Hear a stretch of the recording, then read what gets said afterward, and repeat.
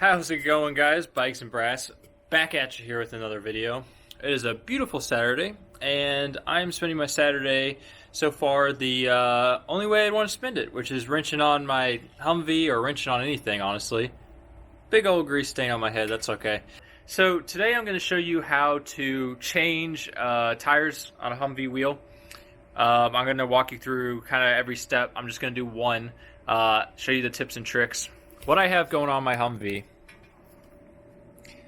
is this wheel right here. It's an Interco TRX US MT. This is a radial. It's a 37 inch. It's 16.5 for a 16.5 inch wheel. It basically fits on there perfect. Now the tire is a little bit wider, and it is about a good probably inch and a half taller than the supposedly 37 inch Humvee tires. So somebody's lying. Either one of them is bigger or smaller than 37 inches. So the first step is to simply jack up your Hummer. I have it under this lower control arm. That's not necessarily a safe way to do it. I'm not going to be getting under the Humvee for any reason, but I don't necessarily recommend that. There are probably other places to jack it by, especially if you have a front winch plate maybe or something like that. So step one, you're going to be taking out these 8 lugs. Do not touch these, okay? That could get you hurt. Take out these inner 8 lugs right here. These are 7/8, and you probably got to get out a big torque wrench to get them out, or if you have a really powerful impact, you can do it that way. All right, so your next step is going to be to roll your tire wherever you might be working on it. Put it flat, valve stem out. Go ahead and get you a valve stem tool like this. Sure you know where to find them, but eBay, Amazon, auto parts stores, very cheap. And the simple and best way to do this, you're going to drain your air, is to just take out the valve core.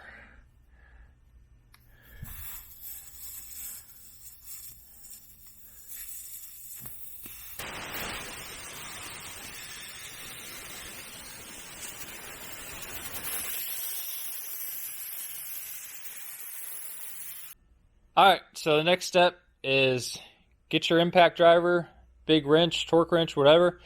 Take off every single one of these nuts that are holding the front of the wheel to the back of the wheel. Alright guys, the lugs are off. So this step is really what separates the boys from the men.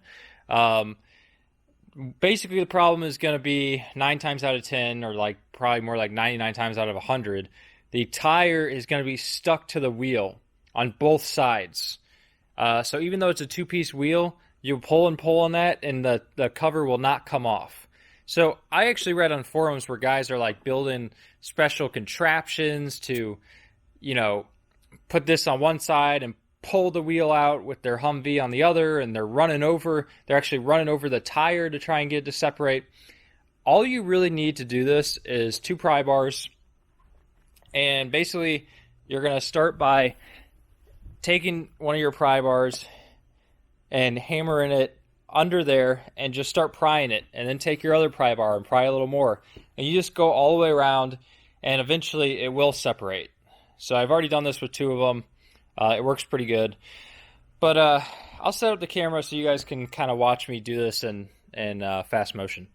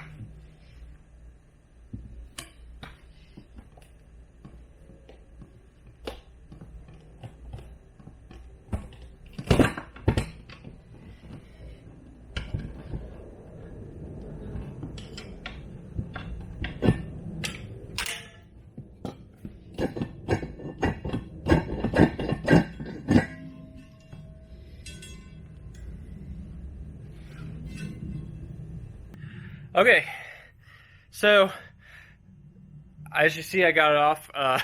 It's not always that easy, but basically what I do is I kind of use the two pry bars to work one pry bar in farther, and then I pry with that pry bar and work the other one in farther. I just keep doing that and keep doing that until I can flip a pry bar upside down and literally pull the tire off the wheel. And you'll kind of hear it like crack and crinkle a little bit as it, like, you know, the sound of ripping like your, I don't know, your legs, your sweaty legs coming off a vinyl seat. Kind of a similar sound as that, you know, that. So you'll kind of hear that. So the next thing you do is you just flip it over and do the same thing with the other side.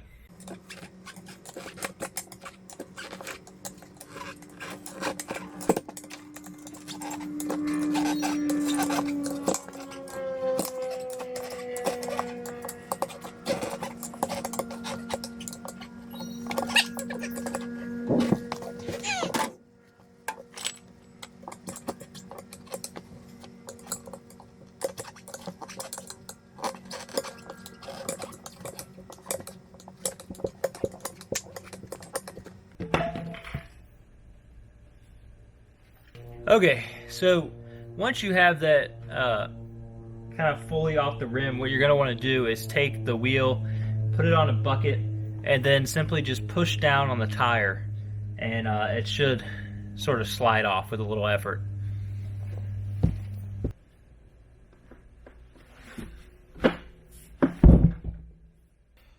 Alright, so you're going to notice in these tires, there's a, can't really see it on camera, there's a big black ring that goes around the whole inside. That's a run flat. So basically, you know, if a soldier or a Marine or someone gets a flat out in the field, especially under combat conditions, they'll still be able to keep driving for a while without the tire completely deteriorating or, you know, having no traction and stuff like that. So as far as I know, the run flats aren't really worth any money. I think you can pretty much just pitch them with your tire. But if you want to get those out for some reason, it is pretty difficult. And it's not it's not something you can do with your hands. So I've seen videos of people pulling those out with Humvees. They'll wrap a strap around them and just simply rip them out of the tire. I don't think it really damages them, I guess. But you might want to check out some other videos on how to do that. I don't really know what to do. I don't really care right now, but anyway, so yeah. Okay guys, so I'm using these balancing beads, Counteract, got them off of Amazon. This is the 12-ounce pack. I hope that's enough. I think it's more than enough actually from what I've sort of read about these things. But this is the step where you're going to want to pour these into the tire because soon I will be putting that in the tire, and I'll show you. I'll talk about what that's about, but let me pour these into the tire. Okay, so that blue thing right there is basically a giant PVC pipe. It's an alternative to using a run flat.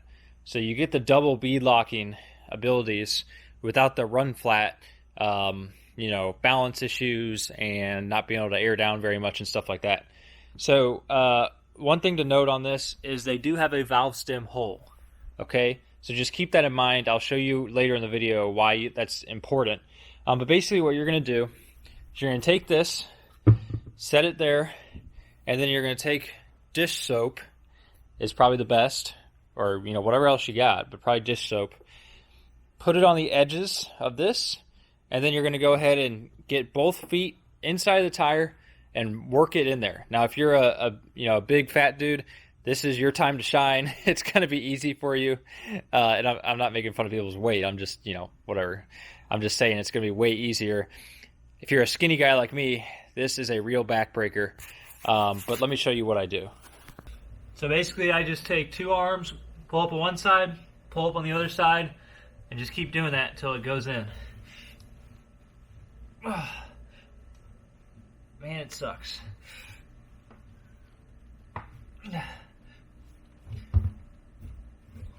You kind of just put your foot in the thing to help force it in.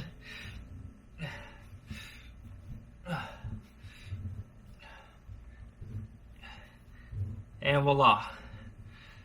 It is in sideways. Next step that you want to do is just kind of kick it around, and hope it goes. You might want to apply more dish soap at this point, but let me show you.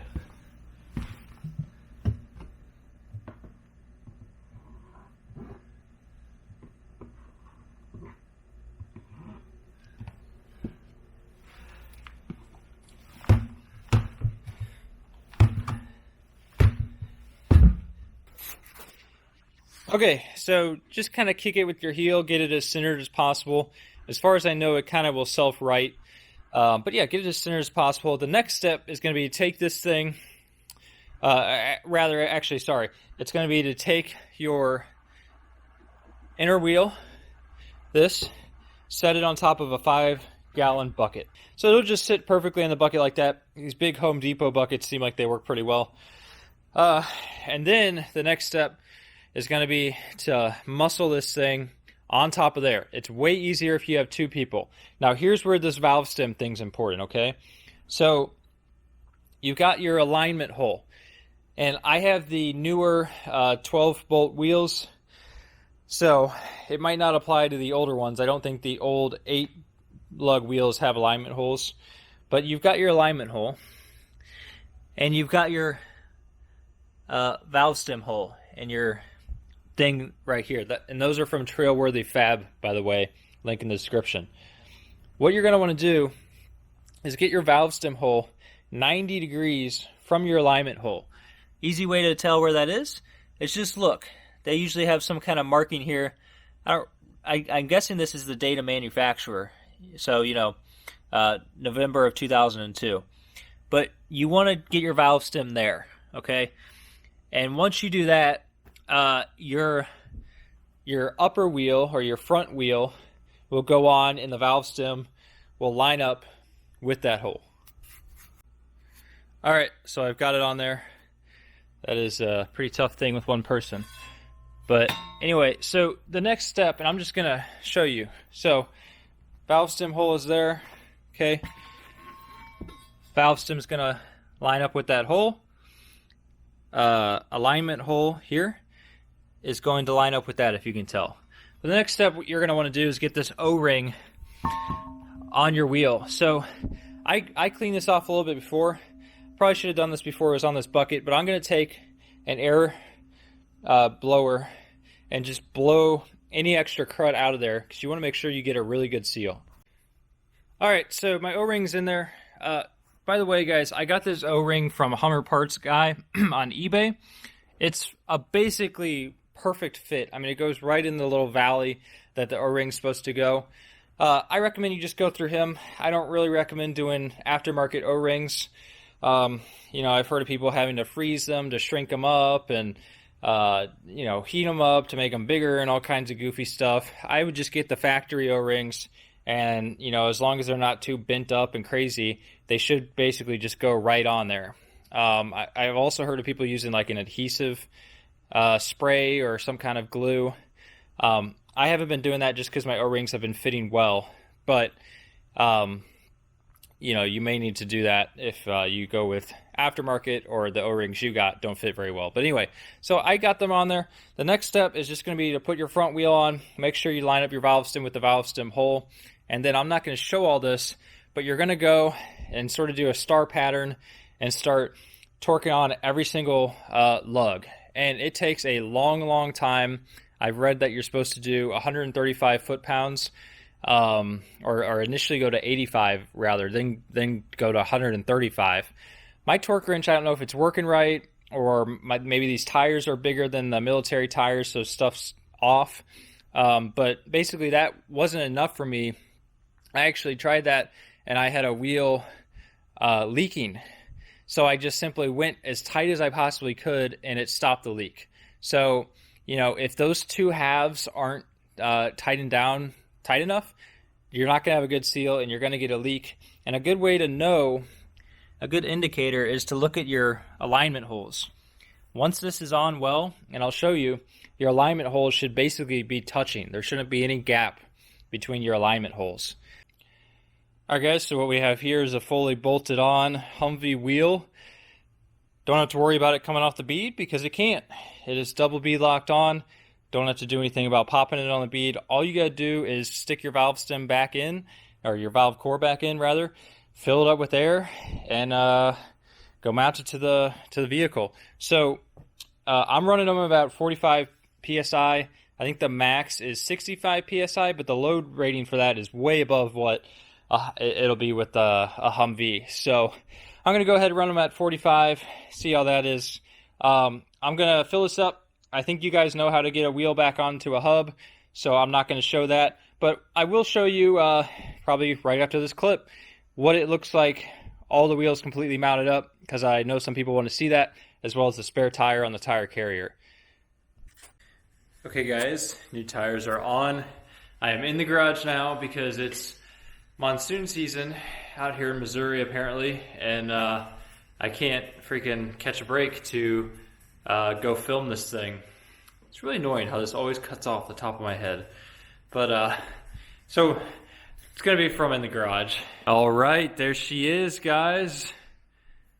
Let me know what you think. I think these things look fantastic. And I can tell you, I was gonna do a video about it, but it kind of just didn't work out. We were just sort of goofing around, and anyway, took this to Moonlight Off-Road, the place in some of my other videos, and I gotta tell you guys, these tires are insanely good, and I didn't even get the chance to air down yet. And I've got the rear tire on the carrier on the back, so I think it looks pretty nice. Pretty nice indeed. But these things in mud are unreal. I don't know if it's the side things that help, or just having actual tread for once, or the siping, or what it is, but you basically cannot get stuck in a mud hole with these tires, or at least we tried. It was not for lack of trying. So they're on. The one problem I'm having is my camber is a little goofy, and it's hard to adjust camber on a Humvee simply because it uses little shims. So you gotta take off the whole upper control arm, or loosen it anyway, take a shim off, check the camber, and if it's off, rinse and repeat. So that's really annoying and really difficult to do. The rear, I just removed all the shims because Humvees have a ton of negative rear camber. I don't really know why. They say it's for adding weight, which I guess could be possible, but I've had weight back there and it doesn't seem to affect it very much. So I'll show you what my specs are on my phone. So basically that's what I got going on right now. My left front, I've got negative 0.5, which is okay. You know, that's basically nothing. My right front, I've got negative 1.3, a little more than I would like.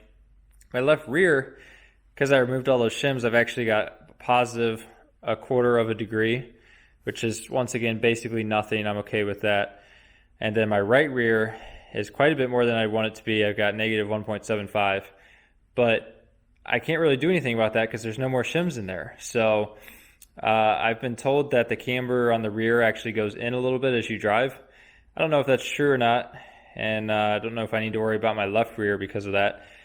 But the way the tires are wearing, it doesn't really look to be a big problem. They wore, sorry about the focus. Anyway, they wore pretty bad at first on the rears because apparently I had 3 inches toe out. Anyway, after I corrected that, it seems like they've been wearing better. I'm going to go ahead and stick the rears on the front. These aren't directional tires, which is great. And I'm going to see if it looks like the wear issue is still going on or not. It's kind of hard to tell. The fronts are wearing great. They're a little bit more toed in than I would like. I think they're at about 1/4 of an inch. You really only want, like, you know, a little less than that, but they're wearing pretty good. The rears, I've got only about 1/8 inch toed out right now, so they're about exactly where they're supposed to be. But I'm going to fix the front toe, and then I'm going to rotate these tires and see what happens. If I can get, you know, a good, I don't know, 30,000, 40,000 miles out of them, I won't be too disappointed. I just don't want to wear out my, well, these are about almost $500 a piece. So, you know, $2,500 in tires and like 10,000 miles, that would be a huge bummer. So we'll see what happens, but I've got a spare. I'm going to try and rotate them expeditiously. They are mud tires. They need a little bit more care. I do wheel with them, but I also daily drive this thing, and I'm not going to give up daily driving it just because I've got nice tires on there.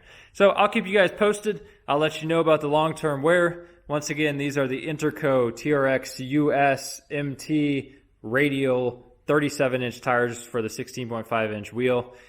And yeah, next step is onboard air, so I'll be able to go back to Moonlight and air down. Hopefully I have a video on that soon.